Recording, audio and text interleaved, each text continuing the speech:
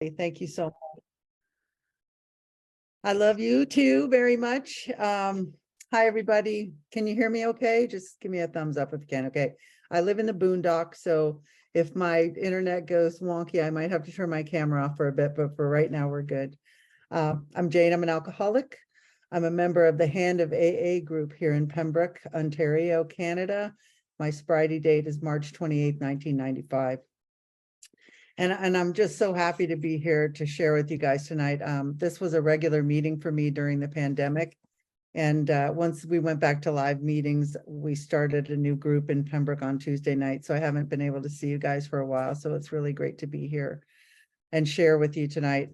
Honestly, I feel like I'm walking inside the footsteps of AA giants when I come into this meeting, because even though I don't see you on a regular basis, I do listen to the recordings all the time. And you know, I mean, I just love Calvin and Teresa and Allie and everybody that's a part of this. Kuna, you guys have become very near and dear to my heart. And I'm going to try to do a really good job tonight talking about my topic. And, you know, I prayed about this for a few days when Allie asked me if I would come. And this is a thing that kept coming back to me.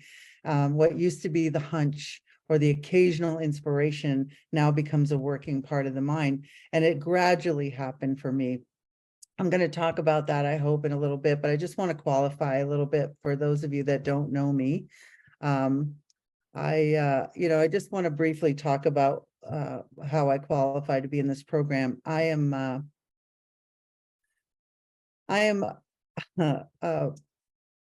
alcoholic through and through. I mean, I started out like a lot of people, drinking to escape, drinking to fit in. It was fun for a long time, I thought.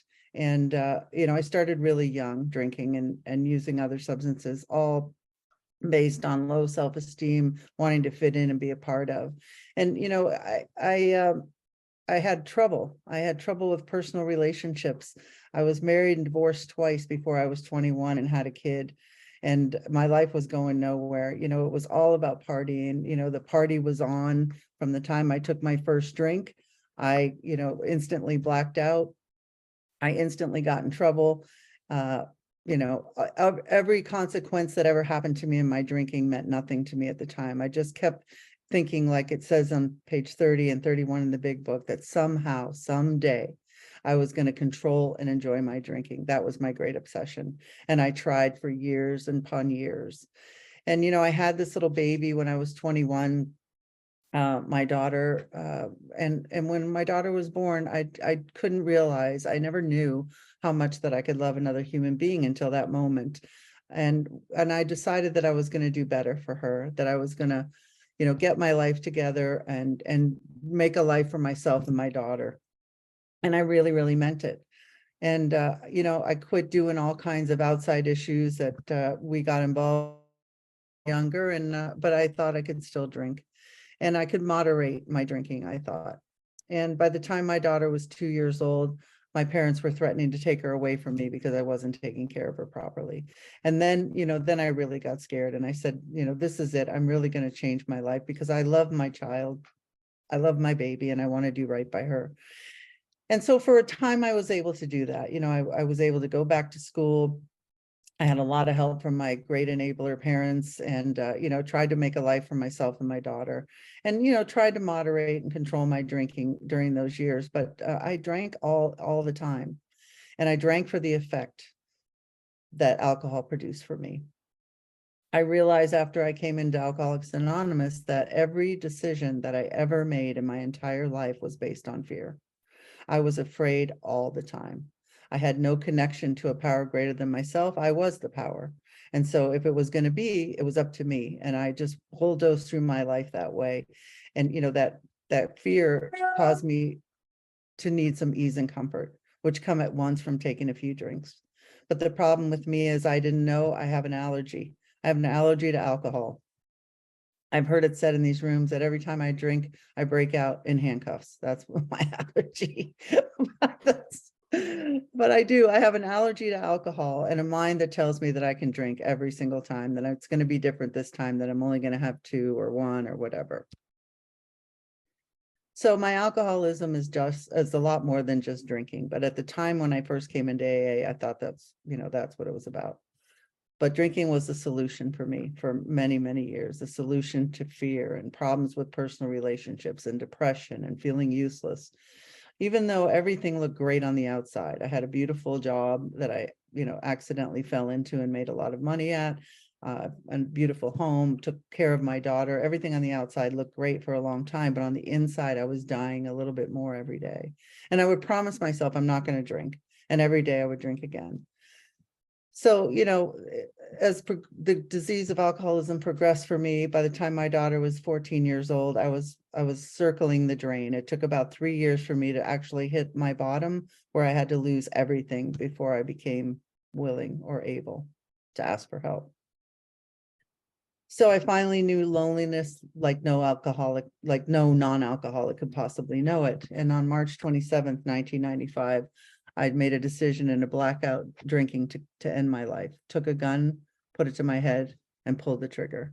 And I woke up from a blackout smelling gunpowder. My ears were ringing. I had shot the ceiling in my bedroom, and my beautiful daughter, who I loved, who was 14 years old, was trying to get into the room to see if I'd killed myself or not.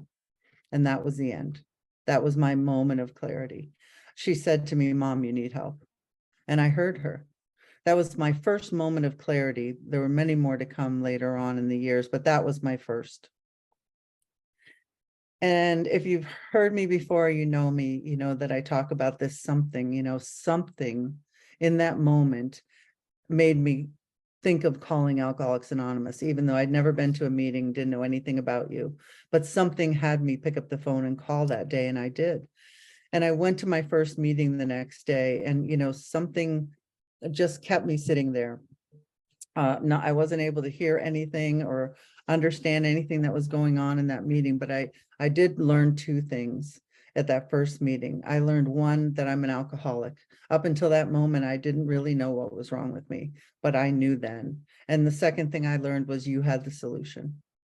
And then someone said, do you want to change your way of life today and pick up a chip? And I said, yes. I never had to have another drink of alcohol since that moment, not because of anything I've done, but this something that's been taking care of me, this something that led me down the path of Alcoholics Anonymous, something that kept me here long enough that I could go deeply into a relationship with the power.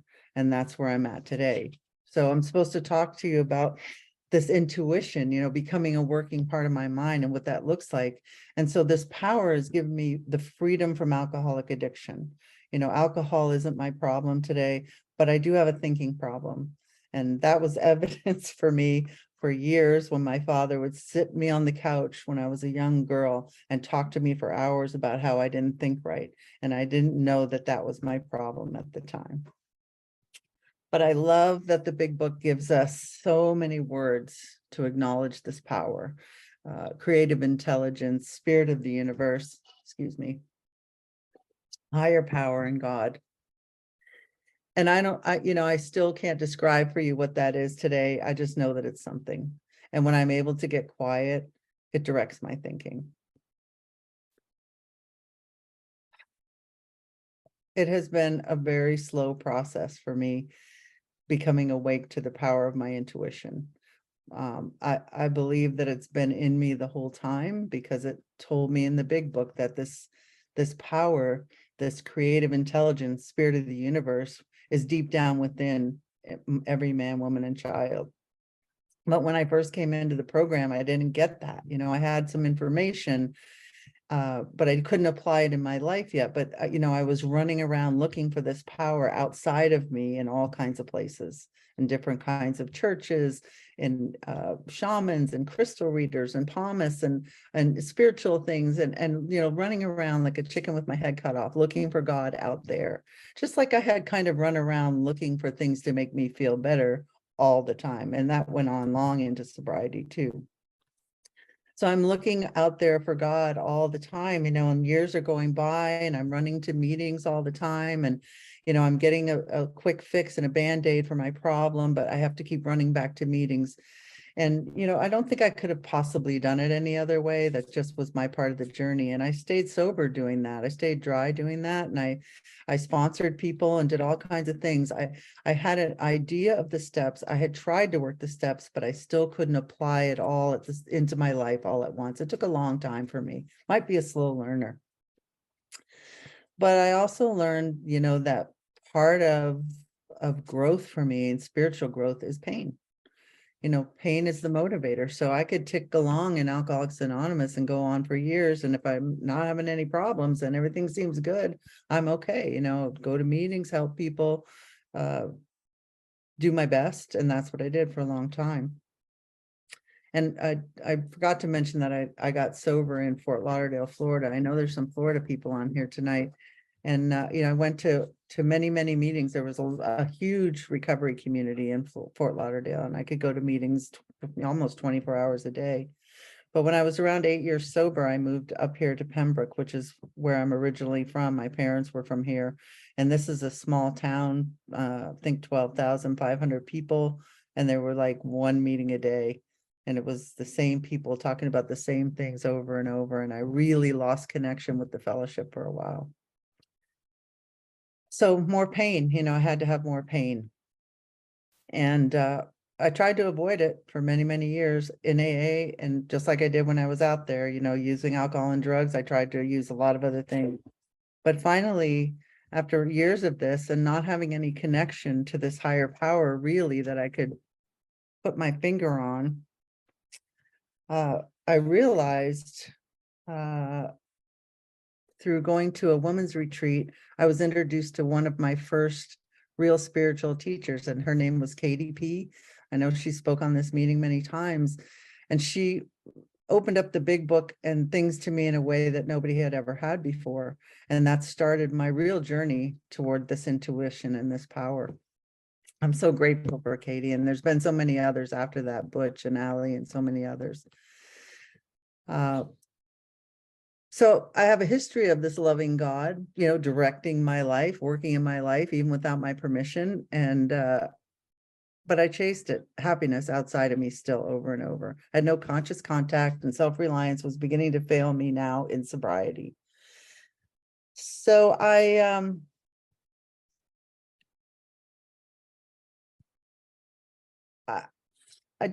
was able, after Katie, to really work through the steps in the program, steps 4 through 9. And I had to free myself of all the resentments, and I had to free myself in doing my amends, which I did. I really was able to clear away the wreckage of the past finally, because all of those things cut me off from the spirit, from the sunlight of the spirit, all my character defects and all those old wounds that I needed to heal.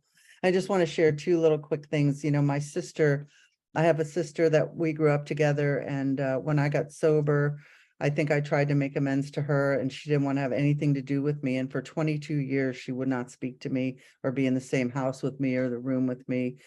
And, we just accepted that that's the way it was going to be. And my sister got sick some years ago, and I flew down to Florida and asked her if I could make amends to her. And I took her out for lunch, and she proceeded to tell me everything I'd ever done wrong in my entire life. And all I could do was tell her I never meant to hurt her. How can I make amends? And I couldn't in that moment, but by the grace of this power and by me taking the actions, the next day my sister phoned me and said that she forgave me. She thanked me for taking such good care of our mother, and we were able to have a relationship, and that wound was healed. I also have been able to make this living amends to my mom, who I brought to live with me 2 years ago. And I've been taking care of her ever since.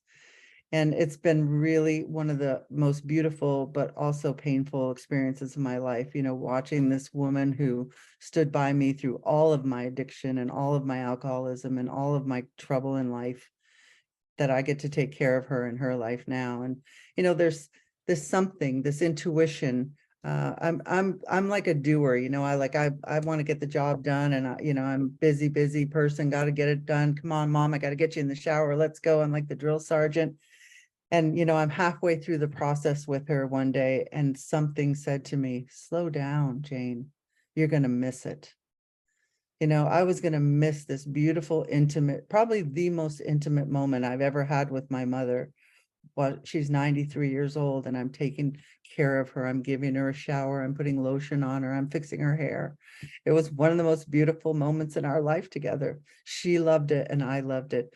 And it's that intuition, that's something that helps me slow down and practice, practice. So I'm so blessed to be able to take care of her, and give back to her.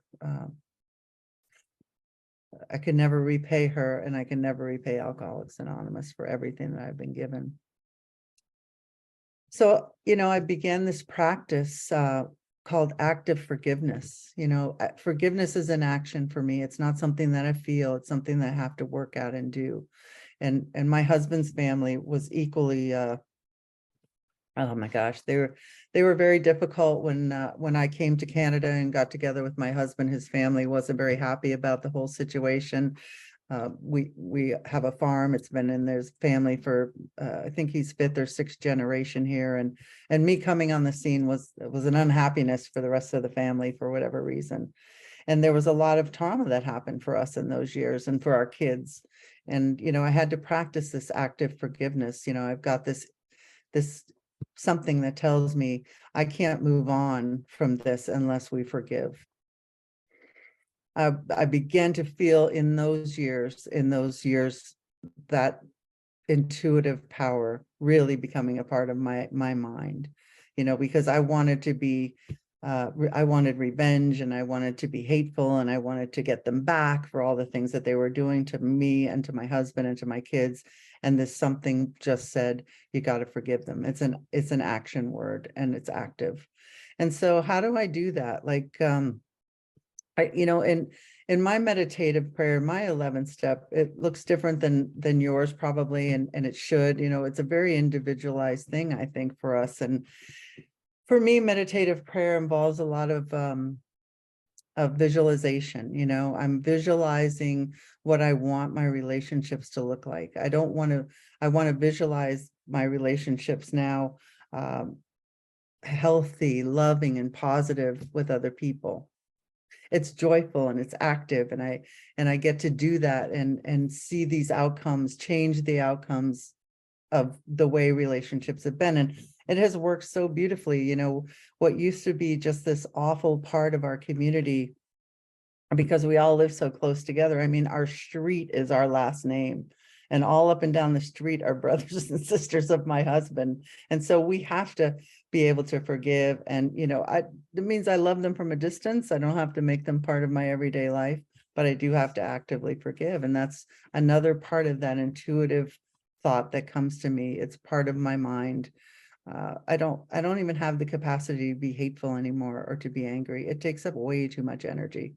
And I just find that loving is better and easier, even if it's from a distance. I struggled with meditation for a long time too. When I first came into AA and I listened to all these gods and goddesses of spirituality and sobriety talk, I used to think, oh, I'm gonna be like this goddess with this flowy gowns and flowers in my hair, and I'm just gonna levitate around the fields and it's gonna be beautiful. And that has not been my experience. I'm way more concrete than that. And I have a mind that never stops. So my meditation looks a little bit different, and I've tried the listening to CDs and, guided meditations and all those things, and they work to a point, but to really get connected to my higher power, I have the most beautiful, awesome, four-legged therapist that I get to go out and see every morning on my farm, my horses. And so, I stopped fighting this, that it has to look a certain way. Meditation for me, when I wake up in the morning, I instantly connect with my higher power before I'm even awake, because I know that's when my subconscious is active and I can subconsciously and consciously make connection with my higher power. That's something that guides me. And I actively do that in the morning. And on my way to the bathroom, it sounds so corny, but I do say, thy will be done before I'm even awake. That's how I start my day. Because, when I'm running the show, it's a disaster. When I'm running the show, it's a complete disaster. And I have proved that to myself over and over again. My judgment is not always good. And so I'm better to let that lie in the hands of my creator. So my moving meditation in the morning is a beautiful thing. You know, I have these intuitive horses that I'm blessed with, and they reflect back to me what my subconscious is doing. You know, even when I go out there and I have a smile on my face, if there's something bothering me that I can't even vocalize yet, or I haven't even been able to bring it up, they're going to reflect it back to me. And it's been such a blessing. And I get to do that every morning. And I get to help other people to do with the same process. You know, I've been able to do some training and help other people access, you know, those things that have to come up and those things that have to come out. And I'm able to quietly and lovingly tap into the presence of something when I'm out there in the barn. And, you know, I intuitively do know how to handle situations which used to baffle me. And this comes up, you know, this just happens. Like it says, it's a gradual thing that has happened for me. My sponsees call me the witch because they say I know things, you know, and I can predict things and I say things and things happen. And I, you know, that's that intuition that comes to me from deep down inside. Just give you an example. I was at the bank today, standing in line. I'm facing forward, waiting for my turn, and I could feel something behind me. And I just knew that my friend, who I hadn't seen in a really long time, was standing behind me. And when I got up to the counter, she came up next to me and I said, oh man, I want to sometimes pretend like I don't know these things, or these things aren't a part of me, but they really, really are. And, you know, I take no credit for it. And of course, it doesn't work 100% of the time because I'm just human like everybody else. But if I can get quiet enough, if I can, you know, if I can get centered enough, I can clearly hear the voice of intuition, the voice of my higher power, which I call something, speaking to me deep down inside.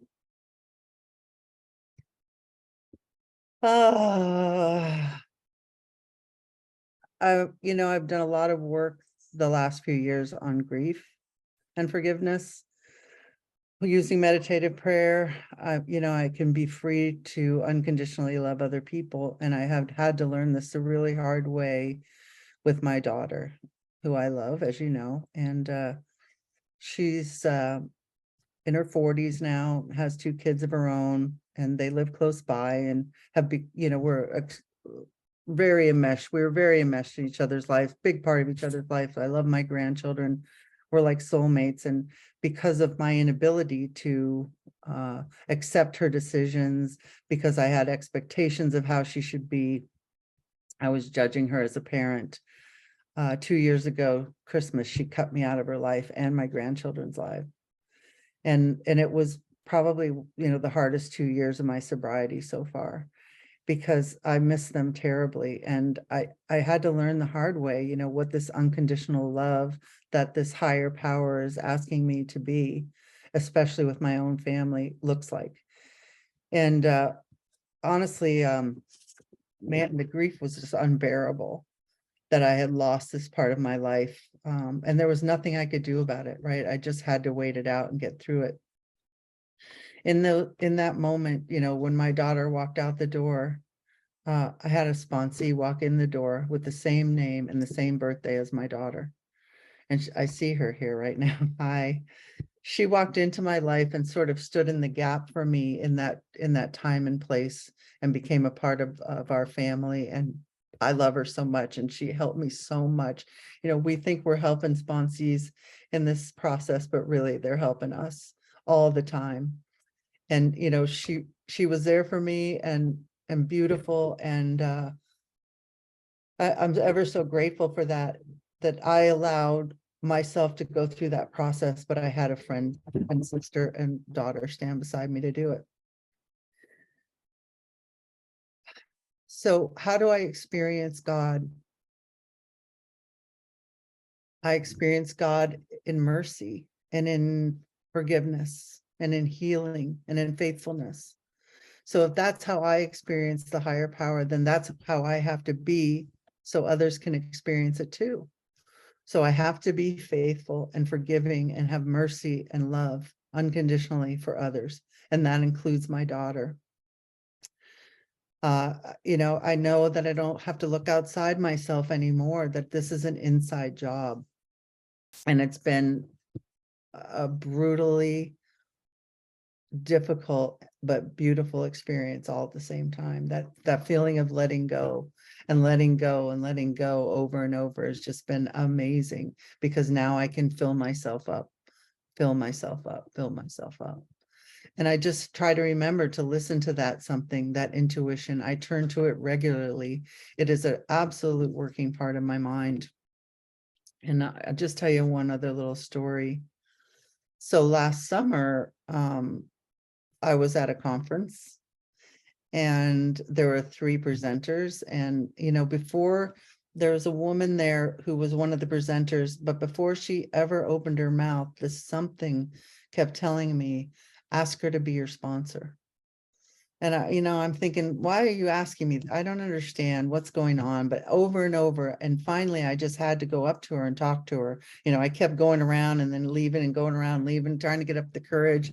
And I finally got the courage to ask her. And I said, I don't know what's going on or why, but I feel like I need to be connected to another human being right now. I feel like I need to be connected to you. And she said, yeah, great. So we'll start talking. We exchanged numbers, and that was on the Saturday. And on the Sunday, I left that conference and started driving home from Toronto to Pembroke. And on the way home, I got a phone call that my 2-year-old granddaughter, who was a twin, was being rushed to Sick Kids Hospital in Toronto, that she had coded out, and they were rushing her to Sick Kids. And 2 weeks later, we took her off life support and she passed away.